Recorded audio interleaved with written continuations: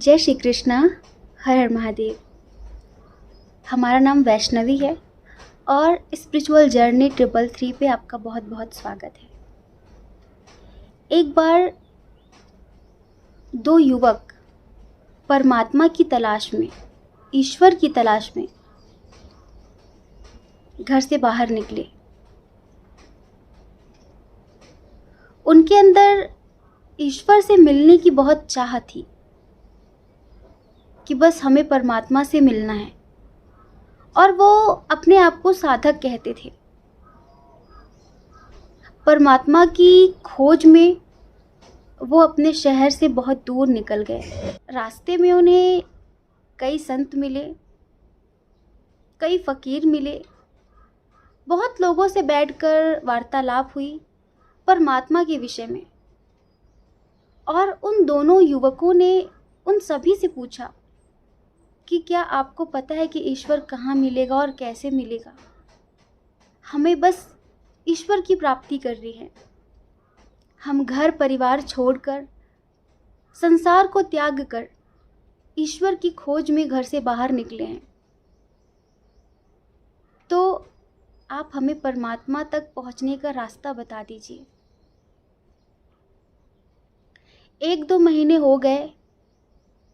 बहुत सारे लोग उन्हें मार्ग बताते कि ये करो, ऐसा करो, ये साधना करो, वो साधना करो, ऐसे ध्यान करो, वैसे ध्यान करो, तुम्हें परमात्मा की प्राप्ति हो जाएगी। परंतु वो दोनों युवक अंदर से तृप्त नहीं हो रहे थे उनकी बातों से। फिर किसी ने उनको महात्मा बुद्ध के बारे में बताया कि वो आपको परमात्मा से मिला सकते हैं। अगर आपके अंदर ईश्वर से मिलने की इतनी प्यास है, इतनी ललक है, तो फिर आप बुद्ध के पास जाइए, बस उनकी शरण ले लीजिए और वो आपको परमात्मा से मिला देंगे। वो दोनों युवक ढूंढते ढूंढते बुद्ध के पास पहुंच गए। महात्मा बुद्ध उस टाइम पर कबूतरों को दाना डाल रहे थे। दोनों युवक जाते ही बुद्ध के चरणों में गिर पड़े और कहने लगे, हे महात्मन, बहुत दूर से भटकते भटकते हम आपके पास पहुँचे हैं। बस हमें अपनी शरण में ले लीजिए और हमें ईश्वर से मिला दीजिए। हमें ईश्वर तक पहुंचने का मार्ग बता दीजिए। हमने अपना घर परिवार संसार सब छोड़ दिया है ईश्वर के लिए। अब हमारे प्राणों को सिर्फ परमात्मा की प्यास है। सांसारिक भोग वस्तु विलास की कोई चाह नहीं है। हमने बहुत सुना है आपके बारे में। तो बुद्ध ने कहा कि मैं कैसे तुम्हें परमात्मा से मिला सकता हूँ? अभी तुम थोड़ा और ढूंढो, होगा तो मिल ही जाएगा कहीं ना कहीं। उन दोनों युवकों को लगा कि बुद्ध मजाक कर रहे हैं। उन दोनों ने कहा, नहीं नहीं, इस तरह की बातें ना करें। हमें पता है कि आप योग्य हैं और आप कुछ भी कर सकते हैं। तो बस हे महात्मन, हमें अपनी शरण में ले लीजिए और हमें ईश्वर तक पहुंचा दीजिए। आप जो बोलेंगे हम सब करेंगे, आपकी सेवा करेंगे। आप जो कहेंगे, जैसा कहेंगे, हम सब करने के लिए तैयार हैं। तो बुद्ध ने देखा कि शायद सच में इन दोनों युवकों के अंदर संसार की चाह नहीं रही और सच में ये परमात्मा से मिलना चाहते हैं। तो बुद्ध ने 2 कबूतरों को पकड़ा, जो कि वो बुद्ध के प्रिय कबूतर थे, और बुद्ध ने उन दोनों युवकों को एक एक कबूतर दे दिया। और बुद्ध ने कहा, देखो, मेरी एक शर्त है। तुम्हें एक परीक्षा देनी होगी। अगर तुम उस परीक्षा में पास हो गए, उत्तीर्ण हो गए, तो मैं तुम्हें परमात्मा से अवश्य मिला दूंगा। दोनों युवक बिल्कुल तैयार हो गए, जो आप बोलेंगे, जैसा बोलेंगे हम सब करेंगे, बस आप हमें ईश्वर तक पहुंचा दीजिए। तो बुद्ध ने कहा ठीक है, दोनों एक एक कबूतर लो और जाओ यहाँ से। इन दोनों कबूतरों को ऐसी जगह मारना जहाँ कोई ना हो, जहाँ कोई देखने वाला ना हो। तो उन दोनों युवकों को लगा बस इतना आसान सा काम, इतनी आसान सी परीक्षा। एक युवक को लगा अरे मैं तो 10 मिनट में काम निपटा दूंगा। तो बस दोनों ही बहुत एक्साइटेड थे भगवान से मिलने के लिए, ईश्वर से मिलने के लिए, और दोनों ही एक एक कबूतर लेकर अलग अलग दिशाओं में चले गए। अब दोनों अलग अलग दिशाओं में गए तो दोनों अलग हो गए। अब उनका अपना ही मन है, पॉजिटिव नेगेटिव जो भी सोचे उनके अपने ही विचार हैं। पहले तो दोनों एक दूसरे से डिस्कस करते थे, पर अभी दोनों अलग हो गए। तो जो एक युवक था वो तो बस उसे ऐसा लग रहा था कि बस 5 मिनट का काम है, 10 मिनट का काम है, और बस उसके बाद बुद्ध तुरंत मुझे परमात्मा से मिलाएंगे। तो वो गया सुनसान गलियों में। उसने देखा कि दोपहर का टाइम है, लोग सो रहे हैं अपने अपने घरों में, कोई भी बाहर नहीं है। एक सुनसान गली देखी और वो अंदर चला गया। उसने देखा कि यहाँ पर कोई नहीं है, कोई देखने वाला नहीं आसपास। बस उसने वहीं पर उस कबूतर की गर्दन मरोड़ दी और मरा कबूतर लेके शाम तक बुद्ध के सामने प्रस्तुत हो गया और उनके चरणों में वो मरा कबूतर डाल दिया। कहने लगा कि देखिए कितनी आसान परीक्षा दी थी आपने, जो कि मैंने इतनी जल्दी पास कर ली, उत्तीर्ण कर ली।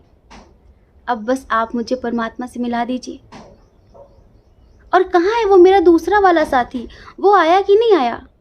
तो बुद्ध ने कहा नहीं, वो तो नहीं आया अभी। तो वो युवक कहता वो भी पागल है, मुझे लगता है कि उसको कोई सुनसान रास्ता मिला नहीं, कोई सुनसान गली मिली नहीं। तो बुद्ध ने कहा कि तुमने इसे कैसे मारा? उसने कहा कि प्रभु कितना तो आसान था, अब आजकल गर्मियों का मौसम है, मैं गया एक गलिहारे में, वहाँ पर कोई भी नहीं था, बिल्कुल सुनसान था, सभी लोग सो रहे थे अपने अपने घरों पे, और बस मैंने कबूतर की गर्दन मरोड़ दी और देखिए मैं आपके सामने ले आया।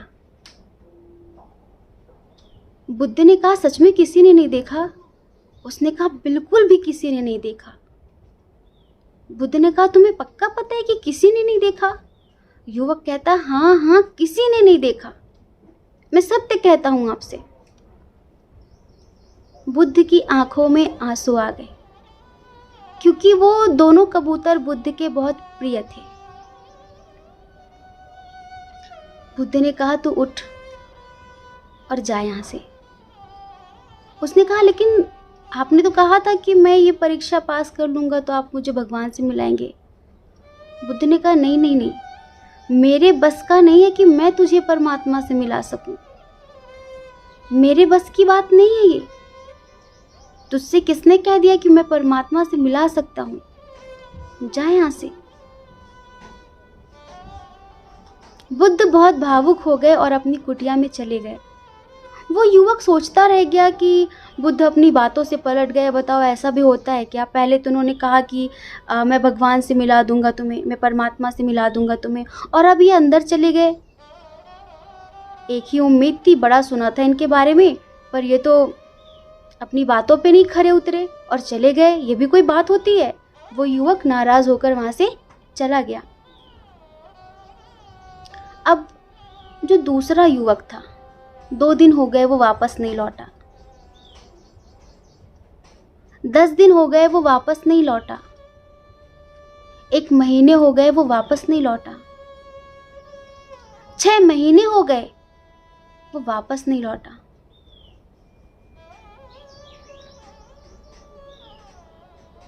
1 साल बाद वो युवक अपने हाथ में वही कबूतर लेकर वापस लौटा।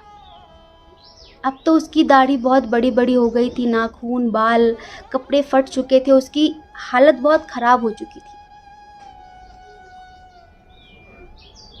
वो गया, रोने लगा और बुद्ध के चरणों में उस कबूतर को समर्पित कर दिया।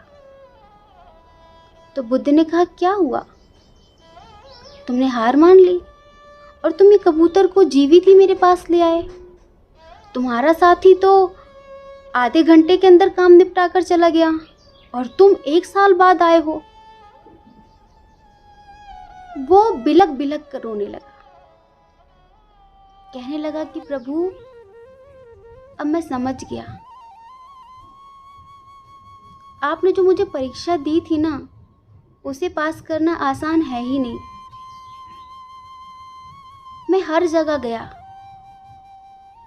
मैं सन्नाटी गलियों में गया, मैं रात के अंधेरे में गया, मैं रेगिस्तान में गया, मैं घने जंगलों में गया, पर ऐसी कोई जगह नहीं थी जहां पर कोई ना कोई देख ना रहा हो। मैं जब सन्नाटी गलियों में गया और मैंने सोचा कि मैं इस कबूतर को मार दूं, तो ये पेड़ पौधे मुझे देख रहे थे, ये दीवारें मुझे देख रही थी, छोटे छोटे कीट पतंगे मुझे देख रहे थे। फिर मुझे लगा कि नहीं नहीं, ये सही नहीं है, मैं रेगिस्तान में जाता हूँ। जब मैं वहां गया तो वहां पर भी कोई ना कोई देख ही रहा था, कोई ना कोई पशु, कोई ना कोई पक्षी देख ही रहा था। फिर मुझे लगा कि ये भी जगह सही नहीं है, मुझे रात के अंधेरे में जाना चाहिए जहां कोई देखने वाला ना हो। और जैसे ही मैं रात के सन्नाटे में अंधेरे में पहुंचा तो मैंने देखा कि ये कबूतर मुझे देख रहा था। फिर मैंने इस कबूतर की आंखों में पट्टी बांध दी, तो फिर मैं इसे देख रहा था। आपने कहा था कि कोई ना देखे, पर ऐसी कोई जगह नहीं थी जहां कोई देखने वाला ना हो, चाहे वो रात की सन्नाटी गलियां हो, सुनसान जंगल हो, रेगिस्तान हो, दोपहर का सन्नाटा हो, बंद कमरा हो, कुछ भी हो। मैंने बहुत प्रयास किया,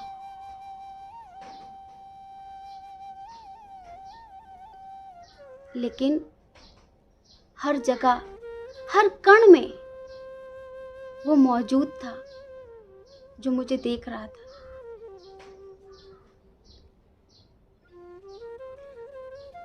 बुद्ध ने उस व्यक्ति को, उस युवक को अपने गले से लगा लिया, अपने हृदय से चिपका लिया और कहने लगे, पागल, तू परमात्मा की खोज में आया था, तूने तो परमात्मा को पा ही लिया।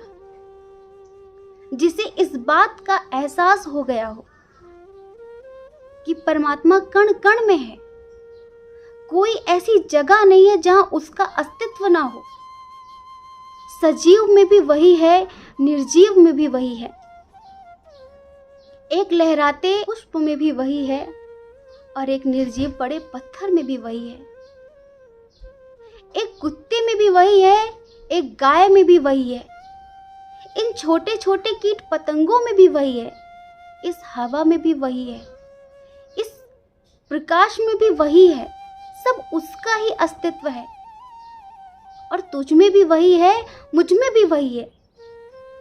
और तूने जान लिया कि इस कबूतर में भी वही है, और तूने अगर ये जान लिया तो तू परमात्मा को प्राप्त कर चुका है। तुझे इस बात का एहसास हो गया कि ऐसी कोई जगह नहीं है जहां देखने वाला ना हो।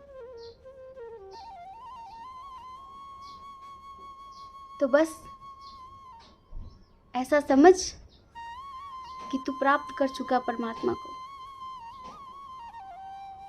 रही थोड़े ज्ञान की बात, तो मैं तुझे वो ज्ञान दूंगा। मैं तेरी अज्ञानता को दूर करूंगा। अगर तेरे अंदर करुणा है, तेरे अंदर प्रेम है, तेरे अंदर सद्भाव है इस बात का कि परमात्मा कण कण में है, तो फिर बस बात बन गई। और बुद्ध उस युवक को संन्यास देते हैं और उसे ज्ञान देते हैं। हम सब क्या सोचते हैं कि परमात्मा सिर्फ मंदिर में है। जिन जीव जंतुओं को हम काट कर, मार कर अपने स्वाद के लिए खा लेते हैं, उनमें परमात्मा नहीं होता। सिर्फ मंगलवार ही हनुमान जी का दिन है, उस दिन हम नॉनवेज नहीं खा सकते। अन्य दिन भगवान का दिन नहीं है, उस दिन हम खा सकते हैं। हनुमान जी देखेंगे तो गदा मारेंगे, शुक्रवार को खाएंगे तो दुर्गा माँ नहीं मारेंगी, गणपति जी नहीं मारेंगे, महादेव जी नहीं मारेंगे। अगर आप भी अध्यात्म के रास्ते पर हैं और आपको भी ऐसा लगता है कि परमात्मा सिर्फ मंदिर, मस्जिद, गिरजाघर, गुरुद्वारे में है, तो आप चूक गए। आप उस अस्तित्व से चूक गए, आप उस परम तत्व से चूक गए, और आप कभी भी परमात्मा की प्राप्ति नहीं कर सकते। अगर आपके अंदर प्रेम नहीं है, इन जीव जंतुओं के लिए करुणा नहीं है, तो आप क्या परमात्मा की प्राप्ति करेंगे? हमने देखा है, बड़े बड़े नाम नहीं लेंगे, कुछ होते हैं जो बस रट्टा मार के सन्यास ले लेते हैं, जिनके अंदर भगोड़ा सन्यास होता है। उन्हें मूर्ति में भगवान दिखता है, पर एक कुत्ते में भगवान नहीं दिखता।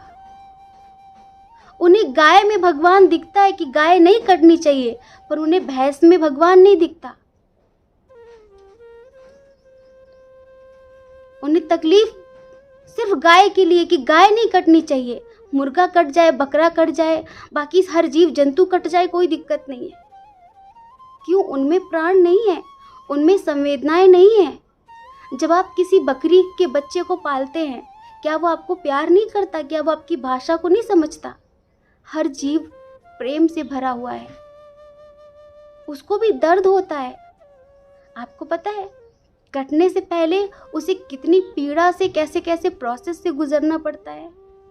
आपके पास तो खाने के लिए बहुत कुछ है, जरूरी नहीं कि आप उनको नहीं खाओगे तो मर जाओगे। कुछ कहते हैं कि ये तो फूड चेन है, हम नहीं खाएंगे तो दुनिया में सिर्फ मुर्गा बकरी होगी। आप शेर खाते हैं, हाथी खाते हैं, क्यों शेर और हाथी दुनिया में नहीं बढ़ गए?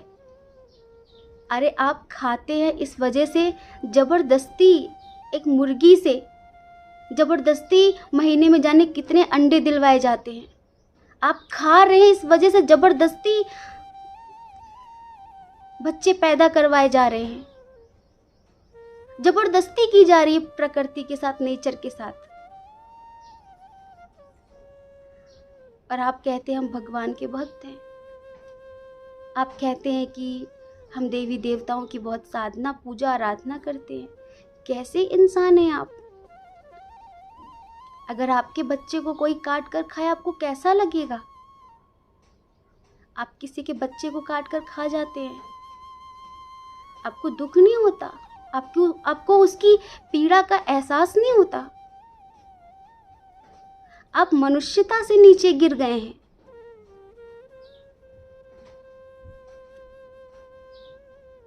और जैसा अन्न वैसा मन, वो तो होगा ही होगा। ध्यान रखना, कर्मों का फल मिलता जरूर है। आप एक मनुष्य योनि में हैं, पर आप मनुष्यता से ऊपर ना उठकर नीचे गिर गए। आप नीचे गिर गए, आपके अंदर प्रेम नहीं है, करुणा नहीं है। आप क्या देवी देवताओं के भक्त हो सकते हैं? कौन सी ऐसी देवी है, कौन से ऐसे देवता हैं जिनका वाहन कोई जीव ना हो, कोई जंतु ना हो? बताइए। शनिदेव कौवे की सवारी, काल भैरव कुत्ते की सवारी, शीतला माता गधे की सवारी, माँ दुर्गा शेर की सवारी, भगवान महादेव नंदी की सवारी, भगवान विष्णु गरुड़ की सवारी,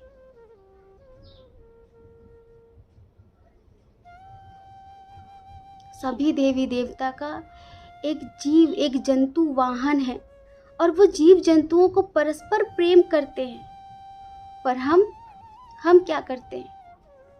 हम उन्हीं को खा जाते हैं। सोचिए कि क्या होगा, सोचिए कि क्या होगा। तो हमारा बस इस कहानी के माध्यम से बताने का सिर्फ इतना ही उद्देश्य था कि वो कण कण में व्याप्त है, हर जगह मौजूद है। मनुष्यता से ऊपर नहीं उठ सकते तो नीचे तो मत गिरो। बहुत सारी चीजें हैं खाने के लिए, और अगर तुम्हें खाना है तो फिर खुद को भगवान का भक्त मत कहो कि तुम भगवान के भक्त हो, तुम मंदिर जाते हो। तुम्हारे अंदर अगर करुणा नहीं है, प्रेम नहीं है तो बस अपनी संतान के लिए। वो किसी और की जो संतान है उसके लिए कोई प्रेम नहीं है। हमने पता है इंस्टाग्राम देखना बंद कर दिया। डर लगता है हमें, पता नहीं ऐसा कौन सा वीडियो सामने आएगा।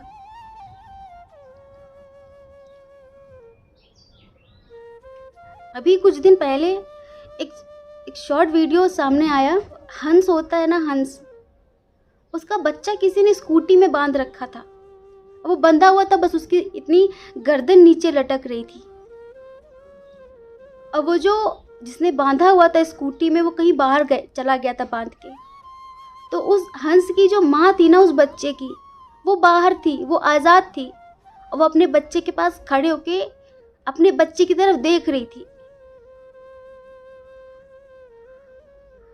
कि उसके बच्चे को ले जा रहे बेरहमी से काटने के लिए, मारने के लिए, सिर्फ अपना स्वाद बनाने के लिए।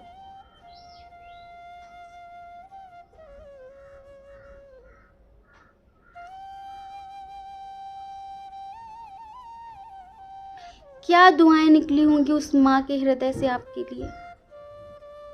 क्या सिर्फ आप ना बद्दुआएं खाते हैं और कुछ नहीं, स्वाद तो कुछ नहीं मिलता। और ऐसे लोगों की अचानक हार्ट अटैक से मृत्यु होती है।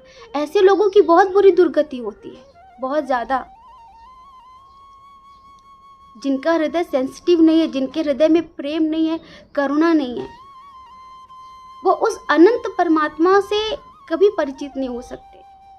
उनका बस भगवान उनकी बनाई मान्यताओं के अनुसार किसी न किसी चीज़ में सीमित होगा, उनकी तरीके।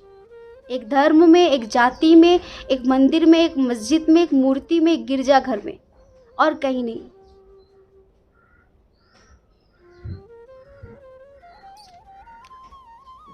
आशा करते हैं समझ गए होंगे, और नहीं समझे हैं तो परमात्मा जल्दी आपको समझाएंगे। जय श्री कृष्ण। आप सभी के हृदय में बैठे परमात्मा को हमारा सादर प्रणाम, हमारा प्रणाम स्वीकार करें।